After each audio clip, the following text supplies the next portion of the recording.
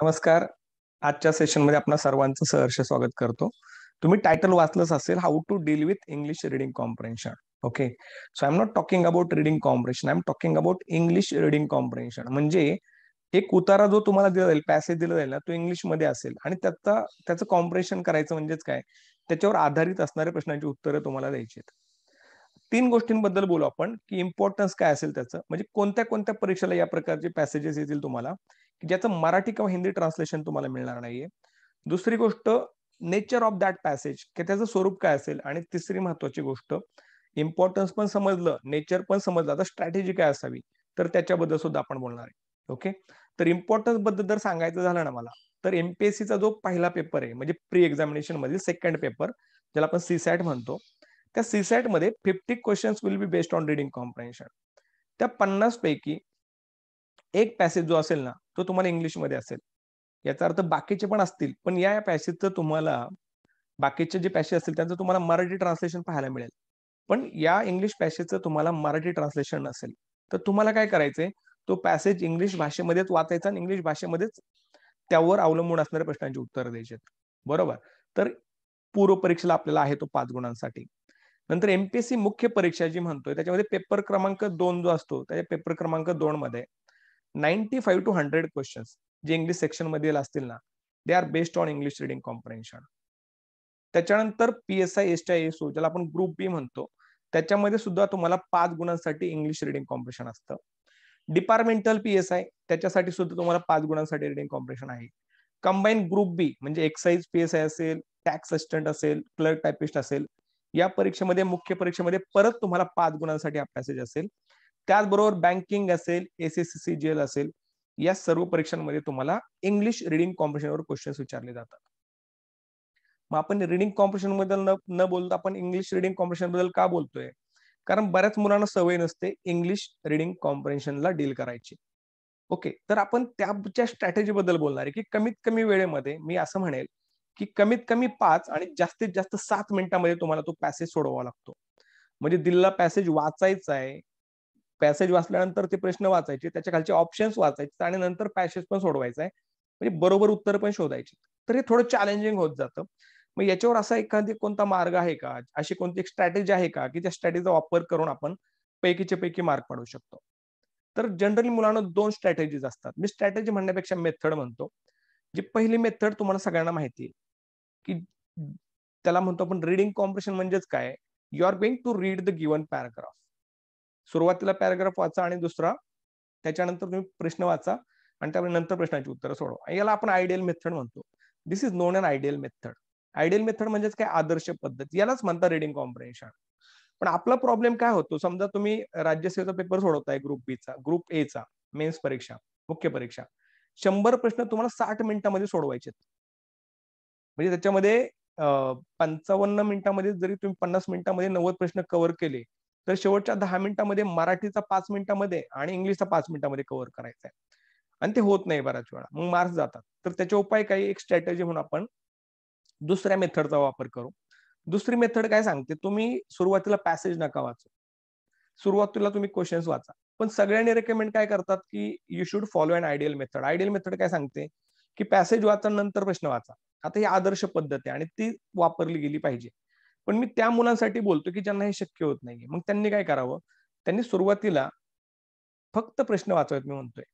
फक्त प्रश्न वाचावेत याचा अर्थ काय? तुम्ही ऑप्शन्स वाचायचे नाहीत बरं का. ऑप्शन जर वाचले तर तुमचे प्रश्न 100% चुकणार. मुलं काय करतात प्रश्न पण वाचतात आणि ऑप्शन्स पण वाचतात. ऑप्शन्स वाचले की काय होतं, आपल्याला एखादा ऑप्शन जर आवडला, आपल्याला वाटलं की हां, हे याचं उत्तर असू शकतं. मग तोच ऑप्शन तुम्ही नकळतपणे त्या पॅसेजमध्ये शोधायचा प्रयत्न करता आणि तो पर्याय तुम्हाला तिथे सापडत पण नाही. आणि त्यामुळे काय होतं मुलांचं कन्फ्युजन होतं, ते गोंधळतात आणि कोणत्याच प्रश्नाची उत्तरं बरोबर येत नाही. तर त्याच्यामुळे फक्त काय करायचं आपल्याला सुरुवातीला फक्त आणि फक्त प्रश्न वाचायचे. आता तो प्रश्न वाचून काय होतं? एक लक्षात घ्या. पेपर म्हणजे पेपरमध्ये जो पॅसेज दिलाय ना, तो पॅसेज वाचल्यानंतर तुम्हाला काय करतो, तो पॅसेज समजतो. मी जर म्हटलं दिलेल्या फक्त प्रश्न वाचून जर 4 प्रश्न वाचले, समजा 5 प्रश्न वाचले. 5 प्रश्न वाचून जर मला पॅसेजच्या सब्जेक्ट मॅटर बद्दल जर आयडिया मिळत असेल तर काय वाईट आहे? मग ती मिळते का? आणि त्याचा नक्की फायदा होतो का? तर मी असं म्हणलं, की तुम्ही काय करायचं फक्त पॅसेजचे क्वेशन्स वाचा. ऑप्शन्स बिलकुल वाचायचे नाहीत. ऑप्शन जर वाचले तर तुमचे प्रश्न चुकणार. तुम्हाला जो ऑप्शन बरोबर वाटतो ना तो पॅसेजमध्ये नसेलही. आणि पॅसेज पूर्ण ऑब्जेक्टिव्हपणे वाचायचा असतो. There should not be any kind of subjectivity in your reading. Okay, तर ऑब्जेक्टिव्हिटी राहण्यासाठी फक्त प्रश्न वाचा. दुसरी गोष्ट, एकदा पॅसेजचं स्वरूप समजल्यानंतर दुसरी गोष्ट काय करणार तुम्ही, की त्या प्रत्येक प्रश्नामध्ये एखादा कीवर्ड जर असेल ना, तो कीवर्ड तुम्ही लक्षात ठेवताल तुमच्या डोक्यामध्ये, की हा मला शोधायचा आहे. बरोबर. काही पॅसेजच्या खाली या वाक्याचा, या शब्दाचा विरुद्धार्थी शब्द शोधा किंवा समानार्थी शोधा, या प्रकारचे सुद्धा प्रश्न असतात. तर ते शब्द तुमच्या डोक्यामध्ये राहतात आणि ते तुम्ही शोधता. म्हणजे कमीत कमी वेळेमध्ये सोडवता येतं. ओके, म्हणजे सेकंड मेथड काय सांगितलं मी, की instead of reading the given paragraph, it is always better to read only questions, not options, not a single option. एकही ऑप्शन नाही वाचायचा. ऑप्शन वाचला की गोंधळ होणारच होणार. ओके, त्या प्रश्न वाचल्यानंतर 20 सेकंदामध्ये प्रश्न वाचायचे. सब्जेक्ट मॅटर बद्दल 50% आयडिया मिळते. नंतर पॅसेज वाचायचंय, पटपट उत्तर सापडतील. आता ही खरंच ही मेथड काम करते का, ज्याला मी प्रॅक्टिकल म्हणतोय, जी काम करते का ते आपण पाहू. त्यासाठी आपण काय करतोय, 2017 साली जी राज्यसेवा मुख्य परीक्षा पार पडली होती त्याच्यामधला आपण पॅसेज घेतोय. ओके, 2017. बरोबर. आता याच्यामध्ये तुम्ही पाहू शकता 2017चा क्वेश्चन पेपर आहे हा. आणि त्याच्यामध्ये आपण काय करतोय, 95 ते 100 हे जे क्वेश्चन्स होते ना, ते इंग्लिश रिडिंग कॉम्प्रिहेन्शनवर बेस्ड होते. Okay, 96 to 100. आता आपण काय करू, सुरुवातीला फक्त याच्यामधील प्रश्न वाचून घेऊ आणि जमतंय का पाहू. आपलं जे आपण ज्या स्ट्रॅटेजी बद्दल बोलतोय ती खरंच काम करते का ते पाहून घेऊ. 96 वाचा तुम्ही. रीड द 96 नंबर, की what will be the effect of evolution of common national language on theatre. Common national language on theatre म्हणजे थिएटरमध्ये जे कॉमन नॅशनल लँग्वेज वापरले जातील ना, त्याच्या उत्क्रांतीचा परिणाम काय झाला होईल असं सांगितलंय. Second one, choose the statement which are true in the context of the passage. असल्या प्रश्नांचा आपल्याला काही फायदा होत नाही. कोणतं स्टेटमेंट ट्रू आणि कोणतं स्टेटमेंट फाल्स हे आपण आता सांगू शकत नाही. याच्यामुळे या प्रश्नाचा वापर तुम्हाला म्हणजे त्या पॅसेजचं सब्जेक्ट मॅटर समजताना होईल तसं नाहीये. ओके, थर्ड आपण पाहून घेऊ. आपल्याला समजलं की काहीतरी थिएटर बद्दल आहे, कॉमन नॅशनल लँग्वेज बद्दल बोलतोय. Next one, 98 number, what is the difference between cinema and theatre according to the passage. आपल्याला परत समजलं की पॅसेज सिनेमा आणि थिएटर याच्याबद्दल बोलतोय की याच्यामध्ये फरक काय बोलतोय. 99 number, what is the need for common national language felt. Y is the need for common national language felt. म्हणजे एकच नॅशनल लँग्वेज असावी याची गरज का वाटली. आणि 100 नंबर आहे, which statement is or are true about the rivalry between cinema and theatre. Cinema and theatre. आता आपण काय केलं, 20 सेकंद जात आपण मी डिस्कस करतोय, थोडा वेळ जास्त लागतोय, पण मी म्हटलं हे 4 प्रश्न तुम्ही जवळजवळ 20 सेकंदामध्ये वाचू शकता. काय काय समजलं आपल्याला. The passage is about cinema and theatre आणि त्याच्यामध्ये प्रतिस्पर्धा आहे, रायव्हलरी म्हणतोय आपण. आणि त्याच्यामध्ये नॅशनल लँग्वेज बद्दल सुद्धा बोललंय की एक नॅशनल लँग्वेज असेल तर ती सिनेमामध्ये असेल किंवा थिएटरमध्ये असेल. याच्याबद्दल काहीतरी पॅसेज आहे एवढा अंदाज आपल्याला आता आलेला आहे. आता आपण डायरेक्ट पॅसेजला सुरुवात करतोय. तुम्ही काही शब्द लक्षात ठेवला, रायव्हलरी असेल, नॅशनल लँग्वेज लक्षात ठेवा, त्याच्यानंतर डिफरन्स ठेवा लक्षात सिनेमा अँड थिएटर बद्दल, आणि याच्यामध्ये काय ट्रू फाल्स सोडून द्या, नॅशनल लँग्वेज. ठीक आहे, चालू करू आपण. Let's read the passage. Read the following passage carefully. Read the passage and answer the question number 96 to 100 based on it. Okay, एक एक पाहून घ्या. चला चालू करतो आपण. There are two considerations which deserve at least a word in any discussion of the future on Indian theatre. At first is the rapid development of cinema as a competition for popular favor. In early flush of cinematic triumph, people, some of whom might have been expected to know better, prophecies that the extinction of theater. बघा काही लोकांनी भविष्य वर्तवलं की जे theatre आहे ना ते नामशेष होईल, extinction of theatre. It is now clear that though here and there temporarily the theater may be affected, तात्पुरतं अफेक्ट केलं जाऊ शकतं, the cinema can never hope to replace the stage and elbow its existence. म्हणजे काही जरी केलं ना तरी सिनेमाच्यामुळे थिएटरचं काय अस्तित्व संपणार नाहीये. एक्सपिरियन्स, सो काय म्हणते, experience in the west has shown that the stage will always be required as a feeder to the studio. म्हणजे पाश्चिमात्य देशामध्ये जे झालं त्यातून आपल्याला समजते की थिएटर इम्पॉर्टंट राहणारच आहे. For the technique is different and the great stage actors have always to their disgust discovered the film acting as at least only a second best to them. It cannot mean mean to them that what the stage means. Something is lacking the human touch. म्हणजे सिनेमामध्ये human touch नसतो, थिएटरमध्ये असतो. In the theatre heart response to heart, mind acts and mind in a way unknown to the cinema. म्हणजे थिएटरमध्ये काय होतं, heart response to heart, mind acts आणि सगळ्या गोष्टी सिनेमामध्ये होत नाहीत. Thus the theatre is no longer in extinction. त्याच्यामुळे ना थिएटर संपणार कधीच नाहीये. Okay. On the other hand the rivalry, बघा आला शब्द, on the screen ought to and will put the theater to a new test and give it a new stimulus that may well lead to the still high planes and artistic achievement. Finally, what about the national language? बघा शब्द आलेला आहे. Spoken, written and thought might do for the theater in India with the new awakening of social life. The need for a common tongue is being increasingly felt. Much work is being done to hammer out the common linguistic medium.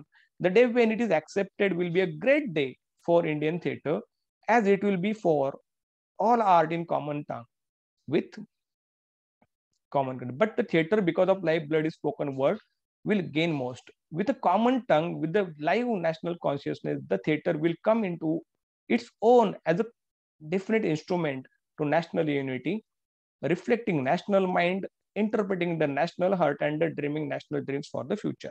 आता passage वाचला आपण, सुरुवात करतोय आपण. बघा, what will be the effect of evolution of common national language on the theatre.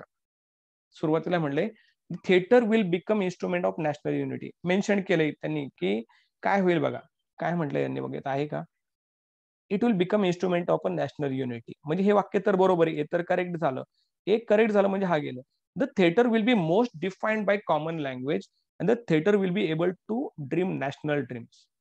आता the theater will be most benefited by common language असं म्हणलंय त्यांनी की सर्वात जास्त बेनिफिट त्यांना कॉमन लँग्वेजचा होऊ शकतो थिएटरला. and the theater will be able to dream national dreams. इथं पण म्हटलेलं बघा नॅशनल ड्रीम्स, म्हणजे ABC ऑल आर करेक्ट. सोपं होतं. Next one, choose the statement which are true in the context of the passage. Cinema initially post competition to the theatre. बरोबर आहे. म्हणजे सुरुवातीला जेव्हा सिनेमा आला ना, लोकांना वाटलं की थिएटर संपून जाईल. सेंटेन्स तर करेक्ट आहे. Cinema will replace theatre one day. असं होऊ शकतं का की सिनेमा एक दिवस थिएटरला रिप्लेस करेल? तर असं कुठंच म्हटलेलं नाही. उलट त्यांनी असं सांगितलंय की काही जरी झालं तरी सुद्धा सिनेमा थिएटरला कधीच रिप्लेस करू शकत नाहीये. आणि बऱ्याचशा गोष्टी आहेत त्याच्यामध्ये, ह्युमन टच असेल, हार्ट रिस्पॉन्ड टू हार्ट्स वगैरे बऱ्याच काही गोष्टी आहे. So cinema will replace the theatre one day हे कधी शक्य नाही. तो बी इनकरेक्ट आहे. मग बी बरोबर कुठं कुठं दिलंय, सगळीकडे दिलंय, चुकलं. तर theatre feeder to the cinema correct आलं. So A and C correct. Okay. So 97चा कोणता आला, थर्ड ऑप्शन करेक्ट आला. 98 number. What is the difference between cinema and theatre according the passage. काय फरक आहे. पहिलं आहे म्हटलेलं की film acting is not same as the stage acting. बरोबर आहे ना, फरक पडतो. म्हणजे त्यांनी डायरेक्ट असं म्हणलंय की थिएटर ऍक्टिंग मध्ये ह्युमन टच असतो आणि जी ऍक्टिंग असते हार्ट टू हार्टला रिस्पॉन्ड करते, म्हणजे वेगळं नक्कीच असणार आहे. So film acting is not same, correct आहे. Next one, film acting lacks human touch. बरोबर. फिल्म ऍक्टिंग मध्ये ह्युमन टच कुठं असतो, नसतो. तुम्ही नाटक पाहताना पाहिले की आपल्या समोर सगळं होतं. सो ए पण बरोबर, बी पण बरोबर. In cinema heart response to heart अशक्य आहे.